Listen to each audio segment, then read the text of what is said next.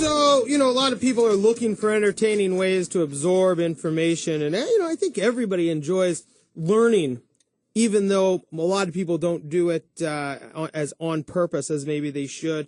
And Michael Busacca joins us. He's back with us. He's ranked in the top 10 in sales at Skyline Seattle Real Estate Office every year since 2003. Well, first of all, welcome back, Michael. Thank you very much. It's a privilege to be back. Well, it's a pleasure to have you. And, you were out biking, I heard.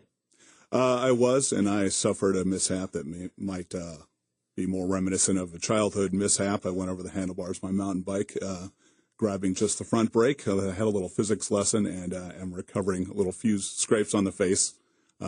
Funny to look at, but no harm. You can't, and you can't hear it on the radio. You sound great. Thank you very much. So Michael, let's talk a little bit about, some ways that a lot of people are out thinking now's the time to buy a house. People are concerned that all of a sudden the real estate market's got hot. In fact, every real estate agent we talk to is really busy, and everybody's almost in a frenzy trying to find a house. How do you help people how do you help buyers, I guess, really determine when is the right time to buy? Typically, that happens best when buyers have reviewed probably 40 or 50 homes to get comfortable with that market segment. And at that point, you can tell a buyer, as a broker, you can tell that buyer, look, there's not going to be any dramatic difference in the next 40 or 50 homes. A buyer can choose whenever they want, but they need to know that there isn't some shining light that stands out from the crowd. They need to find something that's close to what they want and then make it theirs. So I guess what you're saying is there's no silver bullet of house that typically comes down the pipeline, and when you're looking at your typical house, in a typical neighborhood. Exactly. You'll have your top 5, and they will have their various pros and cons. But you need to do your numbers on all those houses, look at your upgrades, your repairs, maintenance, property taxes, commute costs, run all the numbers for all the properties, and see where they stand at the end of that. You'd actually mentioned, and I like this phrase, buyers tend to circle around properties, and I imagine that's kind of a reference to an airplane circling around the airport without landing. Maybe it's not. Maybe I'm totally wrong. No, they typically do. It's very hard. I work with first-time buyers a lot. It's very hard for them to know when to pull the trigger. Typically, like when a market heats up, like right now, when you see your top 5 properties get snapped up, you know that you don't have the luxury of waiting, as you did 2009, 2010. Now you have to find the right property and at least lock it up with an offer to give yourself some breathing time. And be able to then, so I guess what you're saying is that people sometimes just need a little help committing, because you could go see 40 or 50 houses, and people tend not to they're trying to find that perfect home, and especially as a first-time home buyer, it's kind of getting over that hump, I guess you could say. Definitely. I like to sit down with my buyer clients and review everything in the MLS. I'll show them the entire solds data for that area that they like, and then they can virtually tour all these other homes, and then they can see, hey, you know what?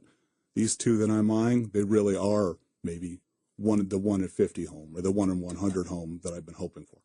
Is there a difference, I guess, in price point and area, too? I imagine if you're looking in some of the newer communities, most of the houses are the same. But I would think if you're looking in in maybe a more luxury market of, say $2, $3, $4 million, there is maybe a bigger difference between houses.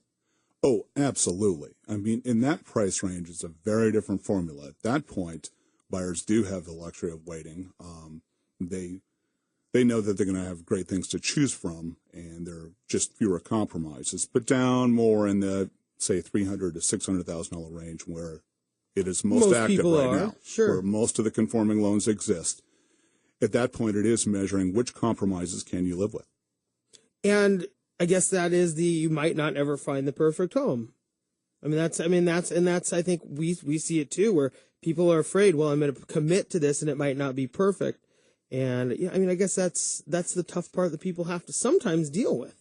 Yep, and that's where I can draw on my architecture background. I've sat down with people and we've tried to design homes on a clean sheet of paper, and you still end up with compromises. Even people who bought Frank Lloyd Wright's homes had compromises. There's no way around it. Especially one with a tree in it. They're kind of wondering what to do with that now. Truly, or the drainage that didn't work, or the floor joist that sagged. I mean, life, unfortunately, is imperfection. The one with the waterfall, now all of a sudden it's flooding. No, I don't know. I don't think it is. Okay, so go ahead. Basically, know or take some time and think about which imperfections can I live with and which imperfections can I not live with. Say, some people don't want to live with the new toll on the 520 bridge. It's changed the buying patterns on both sides of the lake dramatically. And so how does somebody know if it's not perfect? How do you get to that good enough place where you're ready, or where buyers go, you know what, I guess this is going to be good enough? I really have to go back to, 40 or 50 homes. If you've carefully toured 40 or 50 homes and you haven't found anything that is even close, at that point you have to take a look at the four main variables that exist with any property. Obviously, a price, location, quantity of home, and quality of home. And if you can't adjust your price, we understand as brokers, you may have to drive a little farther, or you may have to get a little smaller of a home, or you can get those first three, but now you have to consider, okay, I need to wait and deal with these older bathrooms, older kitchen, and remodel as I go. Slowly make it your home. So so these four main variables: location, price, how many of those houses are out there, and how nice are these houses.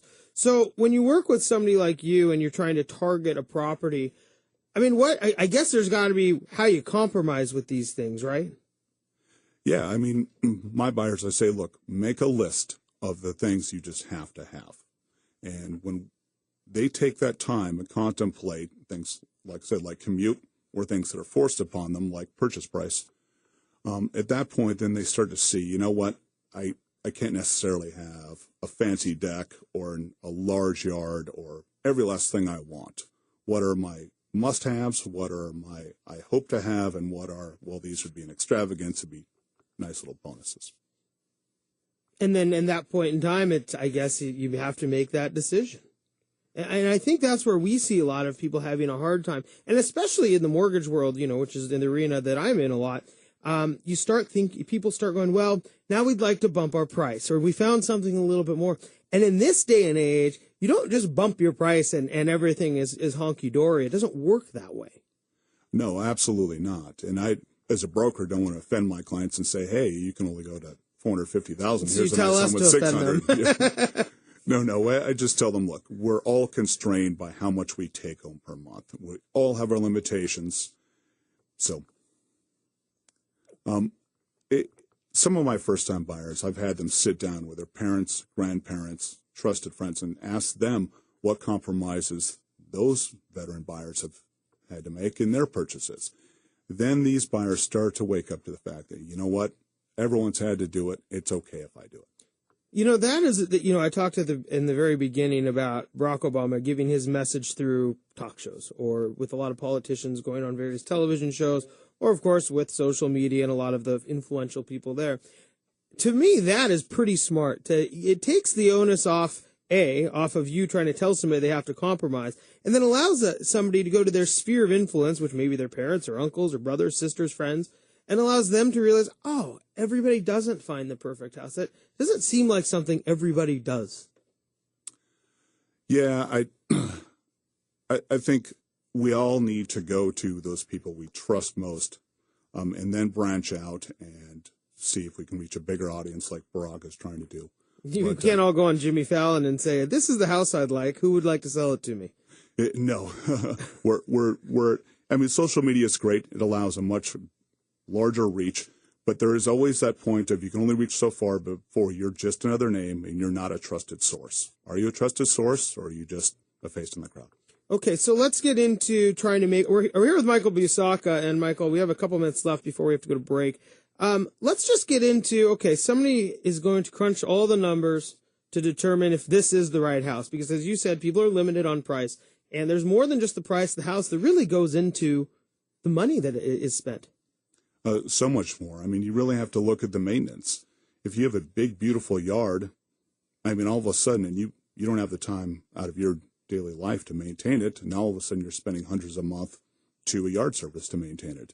And you have a larger lot, now you have larger property taxes. You you can have a normal, workable mortgage payment, but the whole picture, financial picture for property may bury you. So you have to be very careful that way. I would think that a lot of people like the great room concept, but Jesus, does that get expensive to heat? I mean, these are those things you just don't think about all the time. Absolutely, yeah. The heating bills can just be quickly astronomical. And then, of course, if you buy a great room in an older home, now they might only have single pane windows, and now you're forced to insulate, bring in modern windows, and the bills just add up.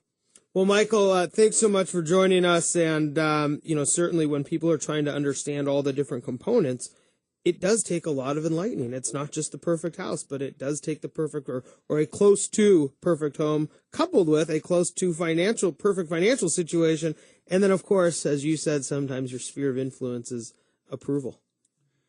Yeah, at the end of the day, I've noticed most of my buyers, after they talk to their parents or grandparents, then they feel good enough to go forward and purchase. And it's industry wide.